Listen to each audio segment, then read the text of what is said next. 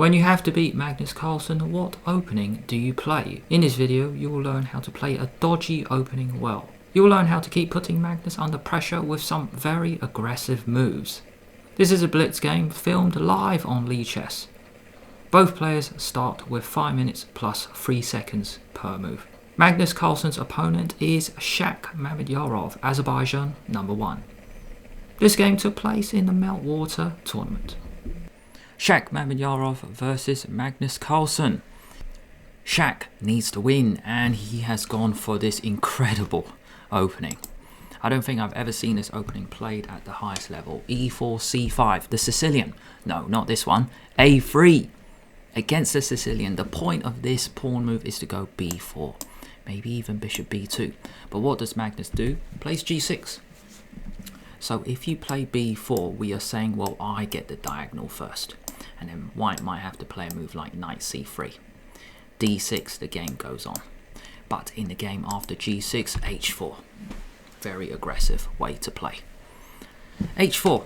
The point is to go H5, H6, and you get space. Everyone's doing it these days. Now Magnus challenges the center straight away. Wow. And after this, puts the knight on the edge. Which is, I mean, in my opinion, incredible. Basically, you are just encouraging white to come at you with all these moves.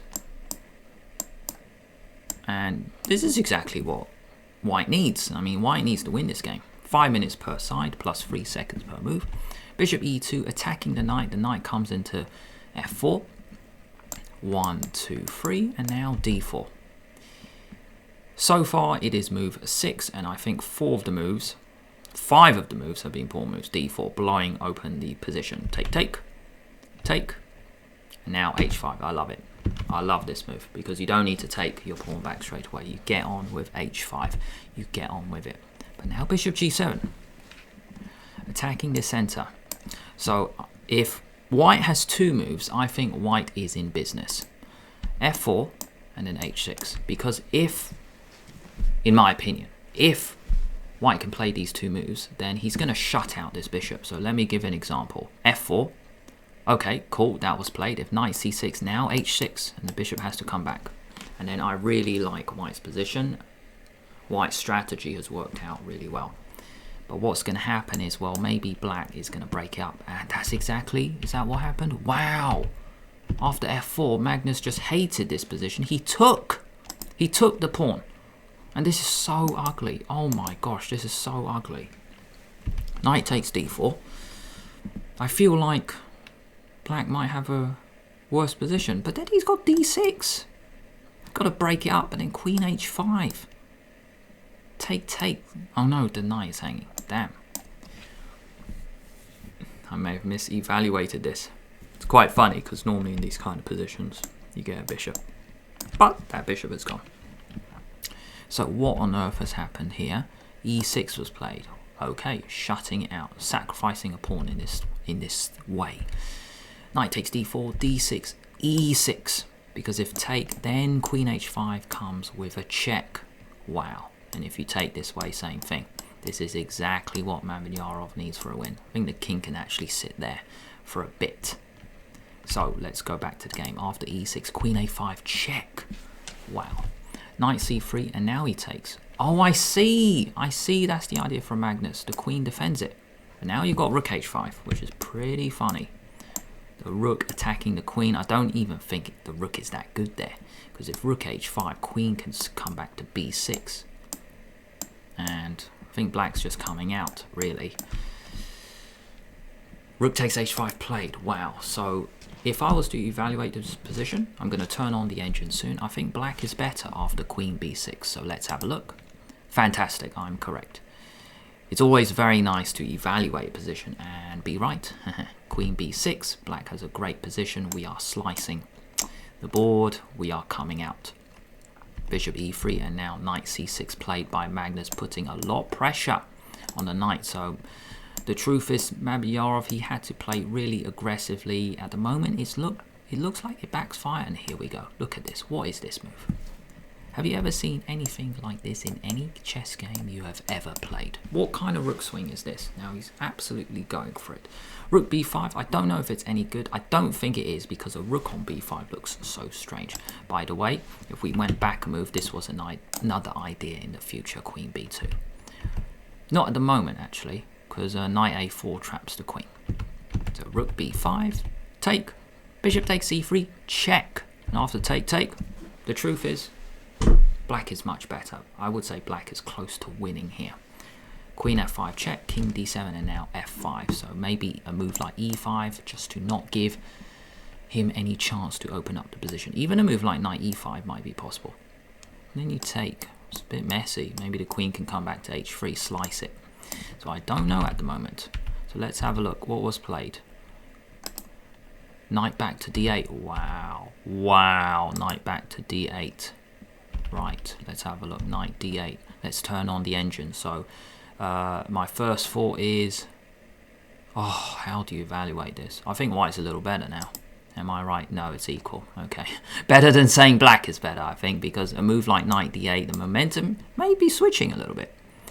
Castle, rook f8. Okay, let's turn off the engine now. Rook c5. What a move. And that, I had a glance at the engine. That's exactly what it said. Rook c5. What a move. How creative is this guy?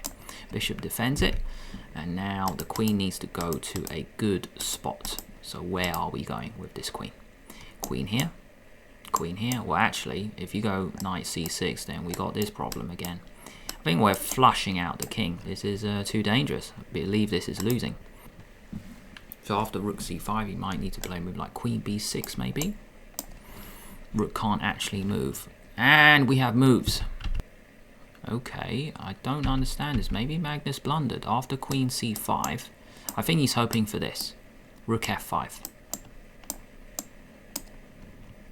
Then he's going to get, let's say, a bit back. Queen here, let's say rook c5. But what's the difference? He throws in a check first. King c6. Take, take. And this feels like he's completely lost. Oh my gosh. Oh my gosh. So here I'm going to quickly look at the engine. After rook c5, I think we've got to play a move like queen b6. Let's turn it on.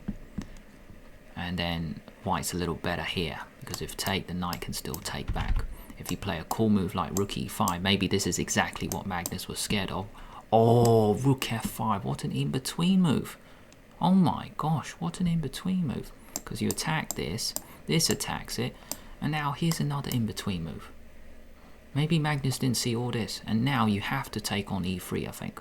Maybe you don't have to. Check. And then black's got lots of pawns for it. But I don't like this move, rook h1. We're coming after this. Oh my gosh, rook c8 game goes on, rook h7. Maybe it's not so bad. Knight e6, the knight can park itself on here for now. Yeah, crazy, man. Wow, okay, lots of moves have happened, and it's not looking good for Magnus at all. Magnus completely blundered. Check, king c6, take, take, rook in. Queen d5 is mate, by the way. King there, rook e7, queen d5. Not at the moment, because queen doesn't attack b7 because of defense. So we grab the pawn, rook f7, queen h7 coming in. This is over. This is completely over. Magnus has completely blundered. Whoa, check. That's fancy. I love it. Take the rook, check, and then take the other one. That's a runner. It's game over, man. It is game over. 1 minute 37 against 2 minutes 90. Magnus is in big trouble. Rook h8, play g4, check. King b2, I would say the only chance black has is because white's pawns are just messed up. These double pawns don't look great, and if you can somehow coordinate the knight and the rook to stop this, then you're good. But I don't see a way. Because any time you move this knight out the way, there are going to be lots of checks. Rook g1, rook at the back, queen f5 played. 1 minute 35 against 2 minutes 10. Oh my goodness. What a comeback from Shak. Can he finish it off? Knight a5.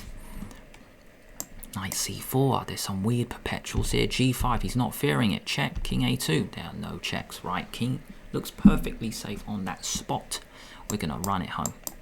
Guide it home with a queen f6 check. Slowly guiding it. Rook has to give itself up. That is game over. After king a2, Magnus resigned. There's no way to stop it. The rook has to give itself up eventually, and then that's it, game over. Wow, what a comeback. So we're going to quickly review this game, just want to see where Magnus went wrong. King parks itself, right. Knight d8, that was the first bad move you could say. Now maybe we need go rook f8, and what's the idea? Check, and just play this. Fascinating. So this is what the engine is saying. I would never have considered this, so I'm glad I'm learning a lot. You sacrifice a pawn. That pawn is actually in the way, and you just play this kind of structure, and the truth is he's just messed up. You can castle, but I mean, I would take black here, and oh, I see, maybe find a way to get it back slowly. The rook is still very important, needs to guard the h-pawn. I see. Wow, what a defensive try, rather than knight d8, which looks, I mean, knight d8 is a very ugly move. If you guys enjoyed this video, please give it a like, because it really does help out the channel. Subscribe and press the bell, so then you'll get notified each time I release a new video. If you guys want to stick around, here is another live game featuring Magnus.